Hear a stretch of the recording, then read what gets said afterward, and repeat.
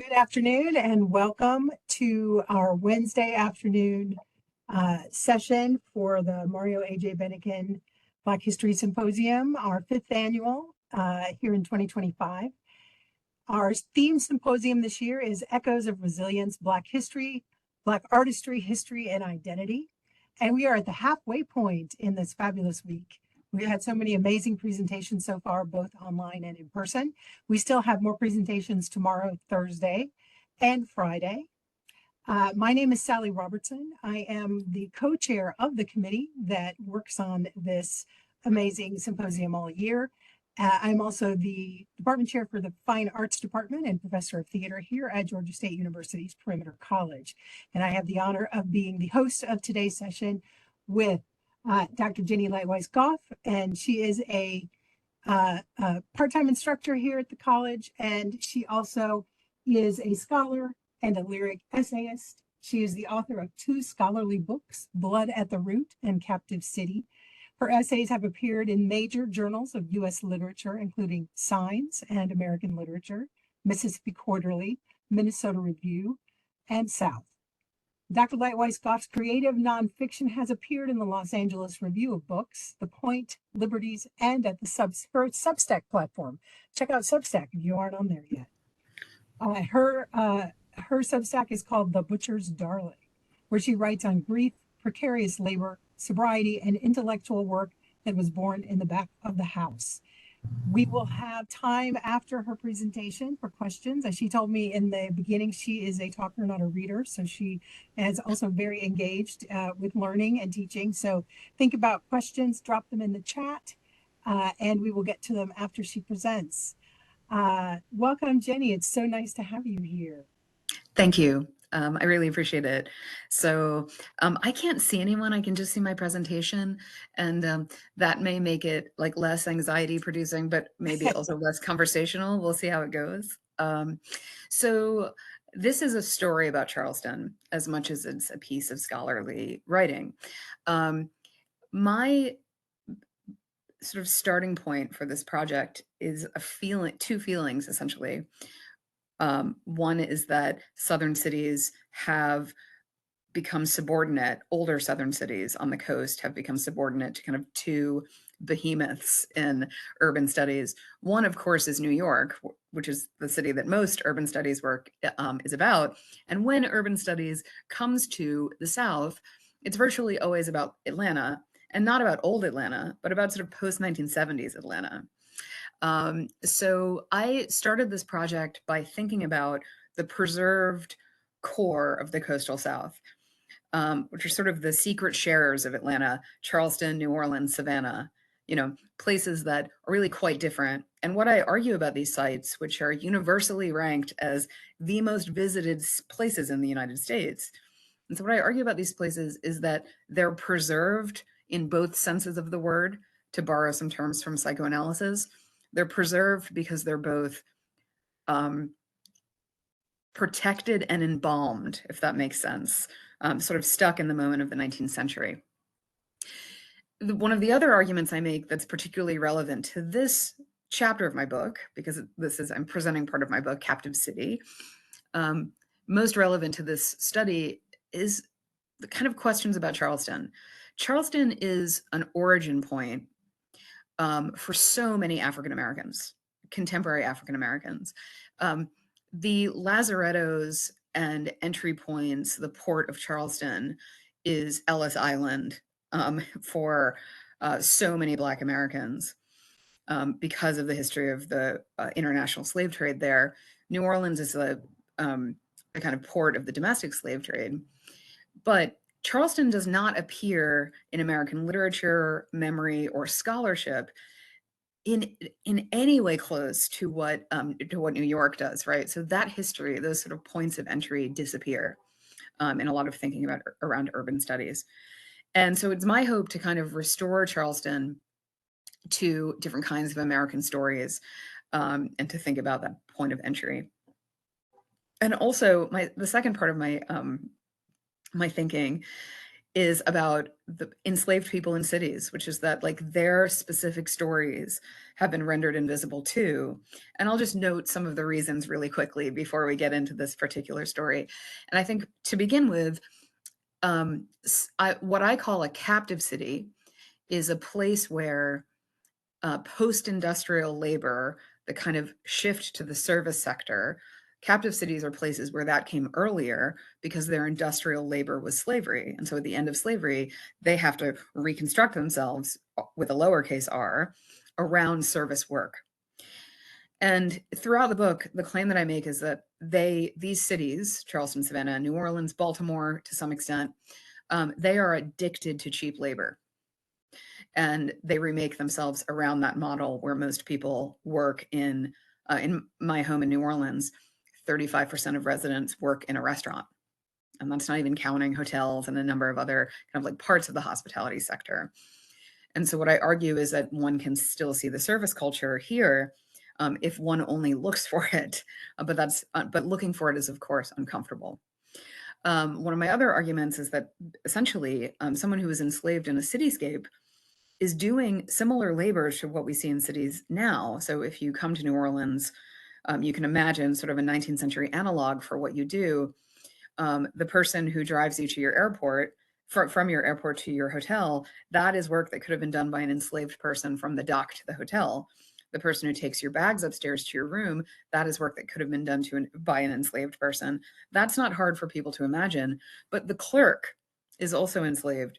The person, if you had a bank in New Orleans, the person that you took money from might also be enslaved.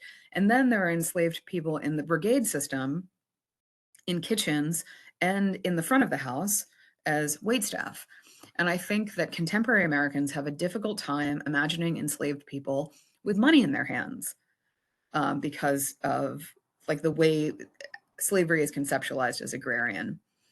And that's inaccurate. So I try to think about, in essence, the kind of modernity of slavery and the contemporary afterlife of slavery. So I'm going to read a little bit from my book. And this is a chapter called Stranger to This City. And the subtitle in the book is Charleston and the Cosmopolitan Fugitive. But here it's urban slavery and photographic memory. And I have a number of images on this presentation, which are going to be a little bit hard to see. So I've put a QR code where you can look at a high definition image if you'd like to click to that as well. Okay, so the first part of the chapter is called The Underwritten City. The city, despite the river and the harbor, the salt and the marsh, is fixed, not fluid. The city is where American exceptionalism, or its twin, American provincialism, goes to die. Through its ports came the human beings that built the heart of Africa, America. Those are in the words of the historian Jacqueline Jones. In its streets, Black resistance rose like steam from cobblestones. Within its municipal and natural borders, there have been slave rebellions, sit-down protests, solidarity marches, and labor strikes. Labor resistance, now rare in the South, which lured businesses by promising disempowered workplaces unbound by unions, nonetheless endured in its cities in the 21st century. From its harbor, fibrillating rice profits, a decidedly global economy, measure its relationship to the wider world.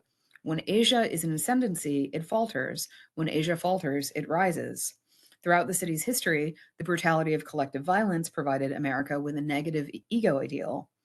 I refer to Charleston, though I might as easily name New Orleans, another port of arrival for forced labor from the Caribbean, a former capital in sugar and human bodies, a locus of Black resistance and culture making, an imagined isolate in which terror and vulnerability reside, threatened by the whitecaps of rising waters.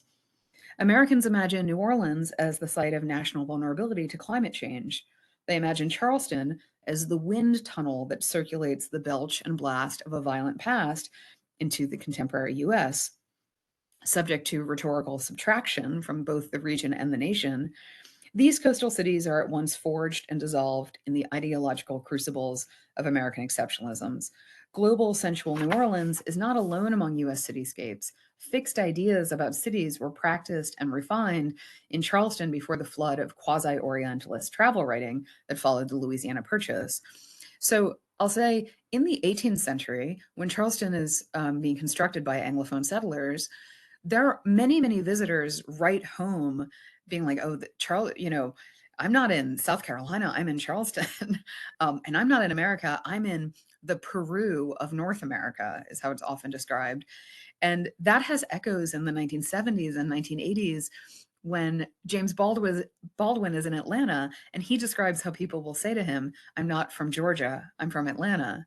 And he describes how if I ever said to people, I'm not from New York, I'm from Harlem, they would think that he was crazy. And he describes this as a kind of particular Southern way of describing cities. So Charleston is the Anglophone South's oldest city, and it's the point of departure for my thinking on the question of fugitives. And this writing really circulates around a fugitive named Dolly, who escaped enslavement by the Charlestonian Louis Manigault. Before it reaches her, we establish the setting, the scene of a crime and exhumation in a curious place. America has failed to assimilate Southern cities. It has denied their urbanity to render them regional and thereby preserve them among fetish objects like the frontier, the heartland, or the small town. If history is dead or merely sleeping, then Charleston sounded an alarm for a slow waking America. A season of terror reminded the nation of its existence as more than the nation's foremost vacation destination, a designation that it had earned from Travel and Leisure magazine every year from 2013 to 2017. The season of terror began in April 2015 with the covertly videotaped scene of North Charleston police officer Michael Slager murdering Walter Scott, then dropping his own taser next to Scott's inert body to fabricate a threat. An armed gunman's terror attack on Emmanuel African Methodist Episcopal Church, the church founded by the rebel Denmark Vesey, followed. Roof entered during Wednesday evening Bible study in June 2015 and murdered Cynthia Hurd, Susie Jackson, Ethel Lee Lance, DePayne Middleton Doctor, Tawanza Sanders, Daniel Simmons, Sharonda Coleman Singleton, Myra Thompson, and Clementa Pinckney, the South Carolina state senator, who demanded mandatory police body cameras in the wake of Scott's murders. And I will also note that Clementa Pinckney has been especially remembered because of the prestige of his position. But Myra Thompson, whose name preceded his in the list, was an archivist at the Charleston Library. And one of the images that I'll show you was one of her projects as a curator, a collaborative project as a curator. So just as New Orleans had retreated from collective national self-definition until the televised spectacle of flooded streets and roofs with Hurricane Katrina SOS messages brought it back into focus, Charleston had become inert, obsolete, a tourist wax museum until the season of terror in 2015. Soon, scenes of monument and flag removal spread from Charleston to the nation. There was concrete Confederate memorial culture to spare in Charleston city limits. Tourist cities are preserved in both senses of the word. They are repaired and embalmed. So in the map that you can see here, essentially the bottom 25% of Charleston, the tip of the peninsula, is all really non-Charlestonians think about when they think about Charleston. It's the preserved sites. And essentially when King Street meets Meeting Street, tourists forget where they are because you're passing into the suburbs, but you're also passing into some really unique geographical features of Charleston, which are described by early Anglophone settlers in remarkably poetic terms. So sorry, lost my place for a second. So Walter Scott, who died in North Charleston, was murdered by police officer Michael Slager. He died essentially half a mile from what's called the neck of Charleston, which was sort of the end of the city. And it's where people were hanged by the neck, so the neck of the city.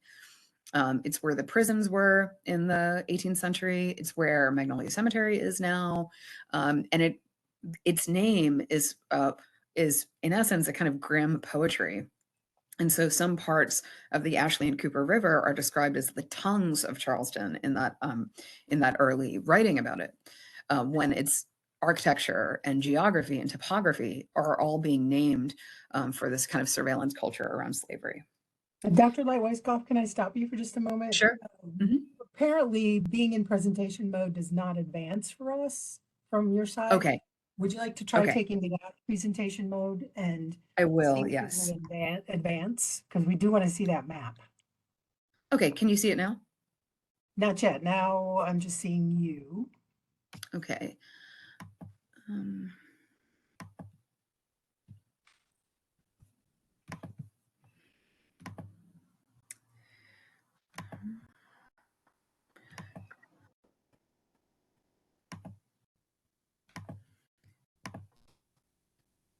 Can you see the map? Yeah. Great. So you can use that QR code to look at a high definition scan of the map. Since I know many rectangular images in this orientation are quite difficult for people to see. But I'll just note basically, again, it's only the bottom 25% of the peninsula that people really think about when they think about Charleston. And Walter Scott, when Walter Scott was killed by Michael Slager, he was killed in the neck of Charleston, which is sort of in the top of this map. So Charleston is underwritten. Overwritten New Orleans offers this multilingual river production that combines voodoo mysticism with an ethnography of the city's old bohemia, considering the Mississippi River's capacity to magnetize soil, people, and meaning downstream to the Gulf, where metaphors and dirt accrue on the natural levees. This seems an apt description. Yet delineations of the strangeness of New Orleans have become prescriptive rather than descriptive. They excuse institutional failures. If it's not part of the country, then why save it, right? That was sort of the logic in 2005. And other very difficult American pathologies like mass incarceration and police violence are seen as horrors that are just endemic to a foreign isolate. And I'll note that both Charleston and New Orleans are often described as parts of the Upper Caribbean. But the Caribbean isn't just synonymous with tourism, it's also synonymous with brutal, like economic inequalities that I think, in fact, come from tourism. And I'll note here that less than a week after the Charleston massacre at Emmanuel AME, National Public Radio featured a story that called Charleston the Big Barbados, introducing more fluid geographies to those who traveled south in search of Dixie, basically. Dense with crepe myrtles and shotgun houses, the Caribbean architecture that traveled from Barbados to the Carolinas in the 18th century and is shared with cities as far afield as Bridgetown and New Orleans. Charleston's preserved landscape echoes the Antilles. The Barbados and Carolinas Legacy Foundation, which is founded by native Barbadians Robert and Rhoda Green, amplifies these echoes with walking tours designed to reveal spatial symmetries. It is nonetheless remarkably strange that NPR ran the story so soon after the Emmanuel AME massacre with no reference to it, with no reference to that history.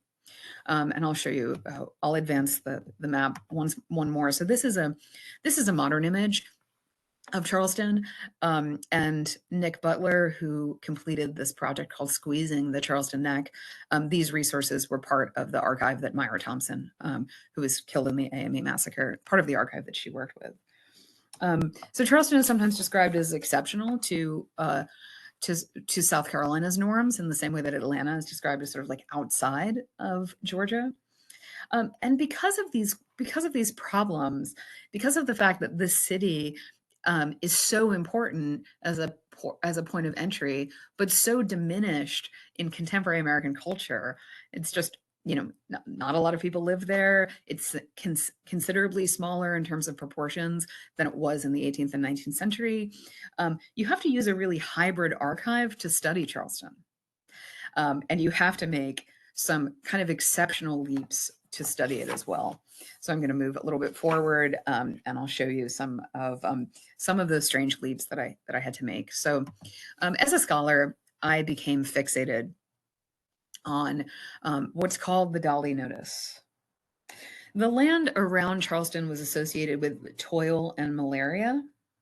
The plantations around Charleston, which were rice and indigo and sometimes silk, were remarkably inhospitable.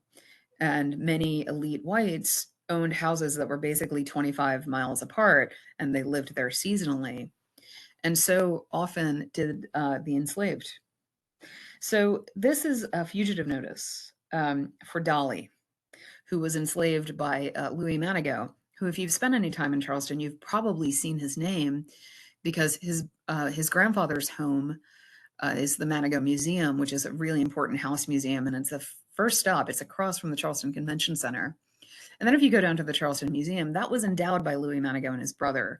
So their names are everywhere. And this is Dolly, who was enslaved first at Gowrie, which was one of their rice plantations, and later as a domestic worker.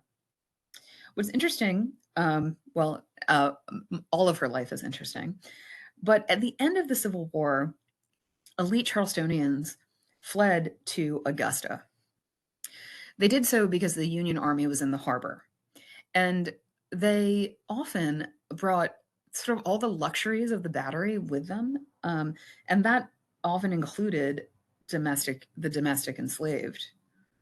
Now, once Louis Manigault arrives in Augusta, 17 enslaved people escape from his household. What is interesting is that 15 of them are really speedily recaptured. One is recaptured later, and then one person disappears without a trace, and that is Dolly. $50 reward is the way the notice begins. Ran away from the yard corner of Jackson and Broad Streets, Augusta, Georgia, on the evening of Tuesday, 7th of April, 1863. A woman, Dolly, whose likeness is here seen. She's 30 years of age, light complexion, hesitates somewhat when spoken to, and is not a very healthy woman, but rather good looking with a fine set of teeth. Never changed her owner, has been a house servant always. It is thought she has been enticed off by some white man, being herself a stranger to the city and belonging to a Charleston family. For further particulars, apply to Antoine Poulain, Esquire, Augusta, Georgia, Augusta Police Station, signed Louis Manigault, owner of Dolly. If you are able to access that QR code, it will take you to a high definition image of this at Wilson Libraries at UNC, and you'll be able to see a number of details. First, that this is a sliced carte de visite, which is a visiting card. In the time before telephones, email, and swift mail service, if I arrived at your house, I would drop a picture of myself in a basket or your mailbox, because you couldn't necessarily rely on somebody to be able to read a note that you left. When I first saw this image, Deborah Willis, the esteemed photographer and archivist, was my teacher in a National Endowment for the Humanities summer seminar. And she showed the class this image, which is the earliest image in her exhibition, Posing Beauty, African American Images from the 1890s to the present. The image came to her with word searches that are synonyms for beauty, which includes, like, good looking and fair, and the way she's described here. And Deborah Willis kind of couldn't figure out the history to it. Rachel Hall, another scholar, attempted to. And I saw it and I thought about it more as a math problem than a historical problem, because this image of Dolly, which is cut probably with scissors and placed on a ledger, if you look closely at the image on the UNC Wilson Libraries, you'll be able to see this unique blue color of the paper. And you'll see when you look behind it, that it's actually a ledger page. So it looks rather like kind of the balance book of a check. And all of the columns are ablated because Manigault writes. This is basically a wanted poster, like imagine a Western. That's sort of where we are. And so behind Confederate lines, there's raging a second hidden Civil War, hidden from view by the fact that so few people think about the lives of the enslaved who didn't escape to Army lines to become soldiers. So there are people behind. Dolly is quite disabled. So all of the other fugitives who escaped and were recaptured were able-bodied men. And this disabled woman was able to disappear without a trace. When I saw this image, the reason why I thought about it as a mathematical problem is because the carte de visite photograph here was taken with a camera that could replicate the image 8 times on a single sheet of paper. The photographer would then give you that sheet of paper and you would cut and you would have 8 visiting cards in the event that somebody wasn't home when you got there. So 2 questions arise for me. Why does an enslaved woman have a visiting card? And then where are the other 7 images? And so what happened was that I spent 6 years looking for them. I mentioned Charleston's season of terror at the beginning of this chapter because each time I went to Charleston, twice in one summer, the city was functionally closed, first by the murder of Walter Scott and then by the Charleston massacre. That delayed me, not because it physically delayed me, but because I tried to discard the sense of urgency that I think a lot of scholars, especially white scholars, come to these subjects with. I don't think the most important thing about Dolly is that I'm interested in her. I think the most important thing about Dolly is Dolly's resistance. So slave resistance like really racked Gary, the plantation on which Dolly had been born. But when you begin to study Louis Manigault's extensive archive, you realize that Dolly is negotiating to stay in the city. She seems to have left her marriage to Hector, who was the lead man on Gary Plantation, for a number of reasons. She had cholera and actually received treatment with Manigault's money and permission from his own personal doctor to recover, and then lived in the city always where there was significantly less cholera risk. Hector almost immediately remarried, even while she was in the hospital. So there's quite a lot about her life that's interesting, including the fact that she at one point obtained guitar lessons in the city of Charleston and briefly lived with a music teacher. By this point, Manigault is already married to a woman from Savannah named Frances Habersham, after whom Habersham Square is named in Savannah. And Fanny Habersham writes about Dolly as though she is kind of a maiden sister-in-law, if that makes sense. She sees Dolly as kind of a disappointing companion because Dolly will feign muteness for long periods of time. Possibly not feign muteness. I mean, aphasia was a symptom of cholera while you had cholera, but she was by this point recovered. And so I decided to go in search of the other 7 images. I found one pretty early in the University of South Carolina library, virtually the same image with the ledger piece torn from the same book. Very similar language, except that Manigault says Manigault hanged the poster in Charleston, thinking she might have returned to Charleston, which strikes me as an enslaver's sense of what an enslaved person wanted. The notion that she would go back to Charleston is especially strange. And he traveled between Augusta and Charleston in a train unlit with unlit train tracks to conceal its path so the Union Army wouldn't be able to see. And when he did that, he brought Captain, a young enslaved man, with him, who was photographed later that year with Manigault's son, who was the same age as him.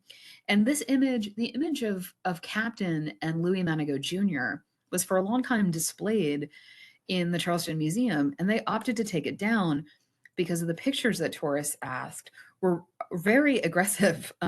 Because essentially, Louis Manigault, because of his age, Louis Manigault Jr. is dressed as a girl, because elite boys wore girls' clothing until they were like 8 or 9, and then Captain is dressed in a tuxedo, and so they look almost like they're kind of playing marriage. And so what the Charleston archivist told me is that like tourists simply did not understand this image, so they stopped displaying it.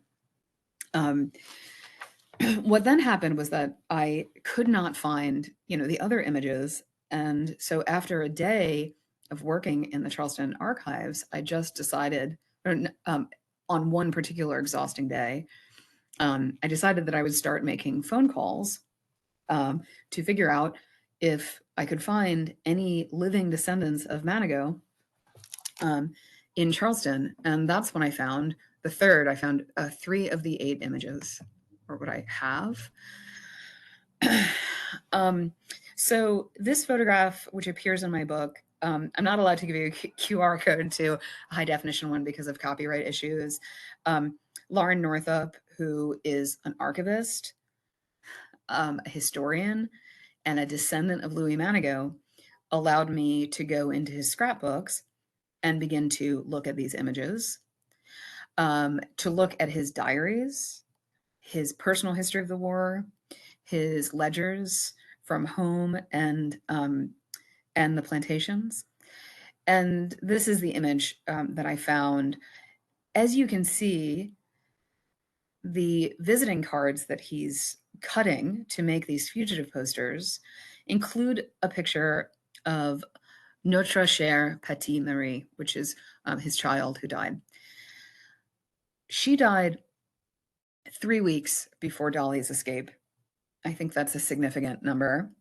a significant detail. In my first book, Blood at the Root, I wrote about Laura Nelson, a woman who was lynched in Oklahoma in 1923. She was lynched because she defended her son, but there was also a white child had died in her care. And so there had been suspicions of her in the community for a long time. In a time before, the germ theory of disease and really understanding of sudden infant death syndrome. We don't even have particularly good a sense of sudden infant death syndrome now. There's a lot of suspicion of somebody, of a caretaker, a child's caretaker, if they died under those circumstances. I don't know if Dolly left for that reason. What we do know is that under torture, the cook in Manigault's household said that she had left with a white man and that his name was Captain Lewis. So that's sort of one detail that we know. And the second detail that I know is that Dolly did not want to be found. The even variants of the surname, like I tried Dolly Manigault, I tried Dolly Lewis, I tried a number of different variations of her name in the US Census records. And she had certainly changed her name. She no longer went by that first name or the surname. There is no one who matches her description, no one who matches her age in that geography or the area around. I tried as far north as Maryland. And so ultimately, this is where I stopped my quest and decided for ethical reasons to allow Dolly, who had willingly been a fugitive in her life, to be a fugitive in her long afterlife as well. So I'll skip to my last slide here. On the left, you can confirm your attendance with the QR code on the left. That's my left. And to the right, the QR code that's accessible there is the official site for my book, Captive City. Part of this this chapter, this essay, this presentation is included there.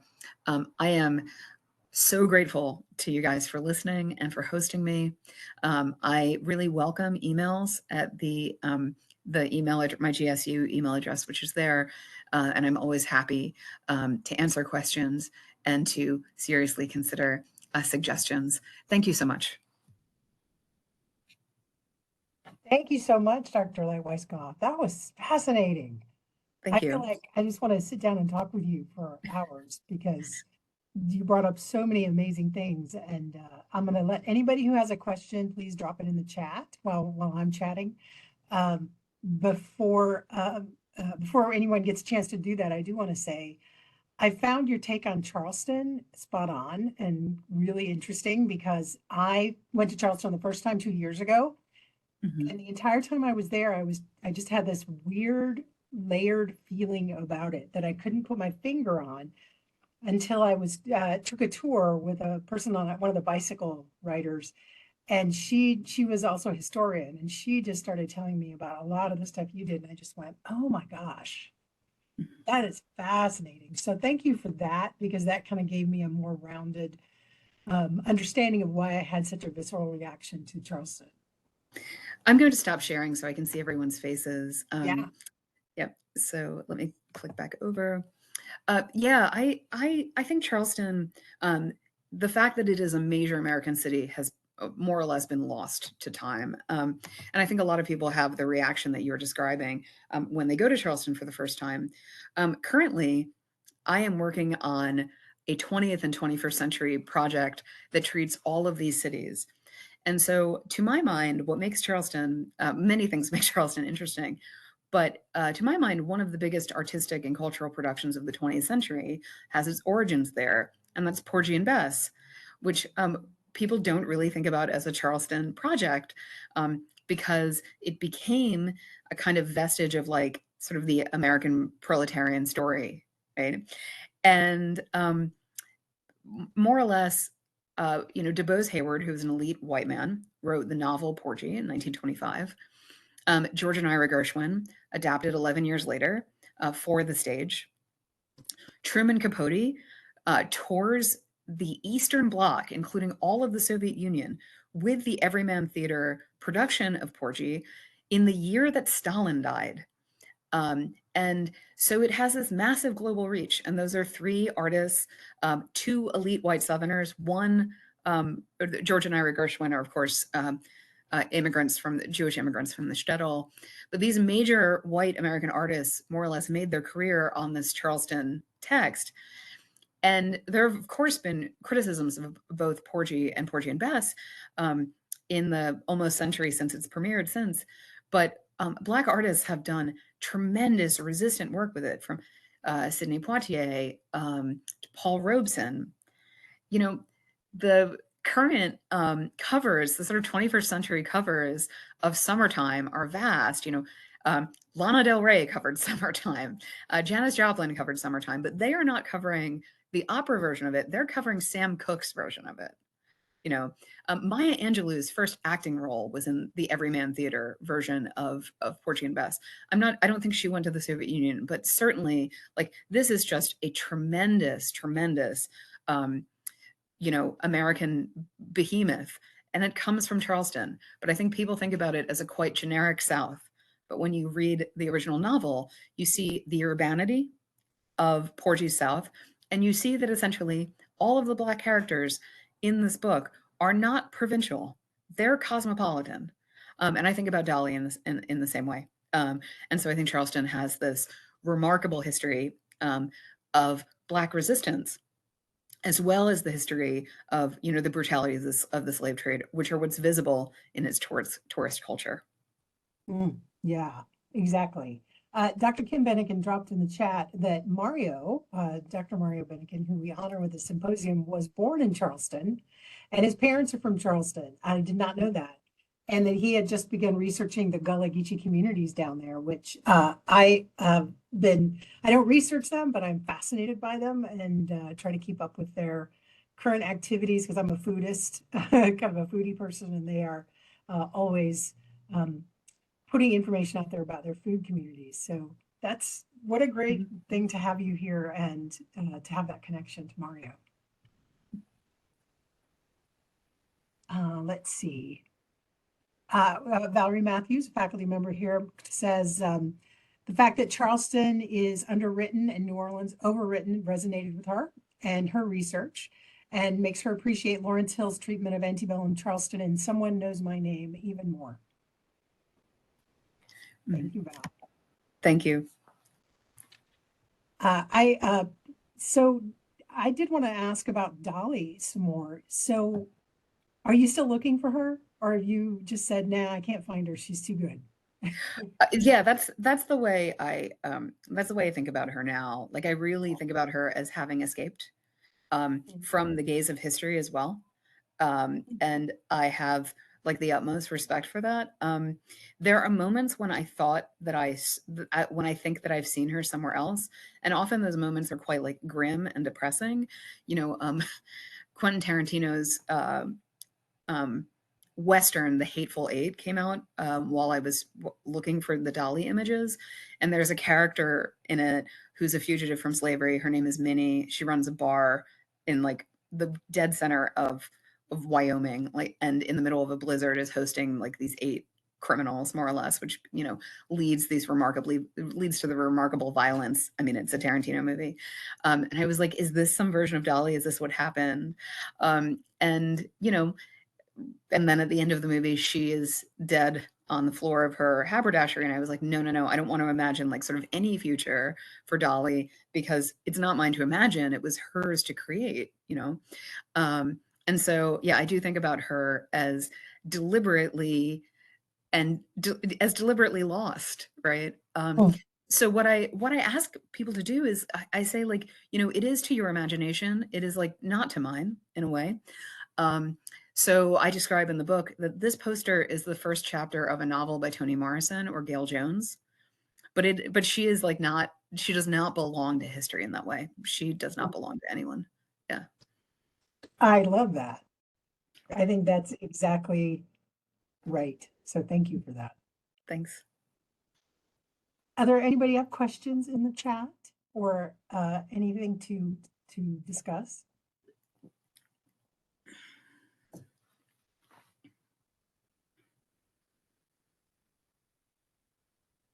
Okay.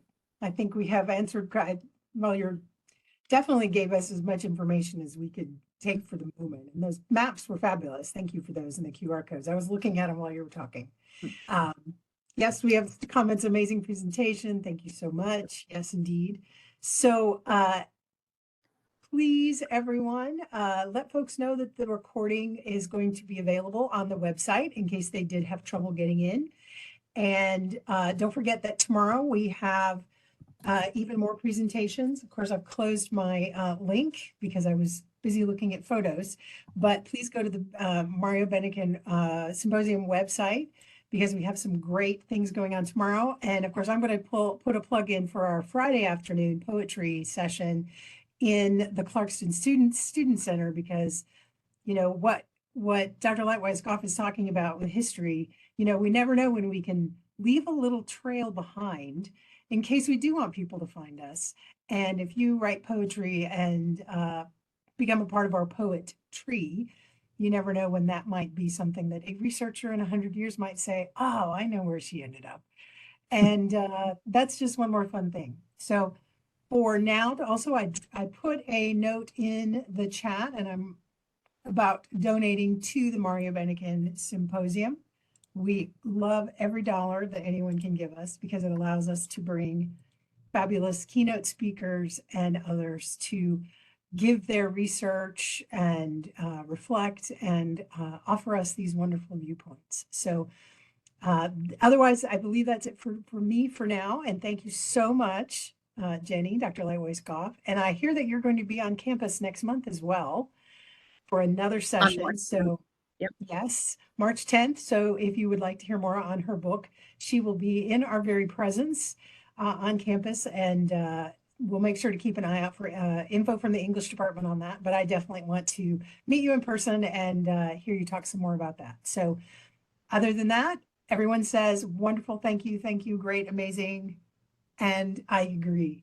So everyone have a wonderful afternoon, and we will see you in the next one. Thank you, everyone. Bye.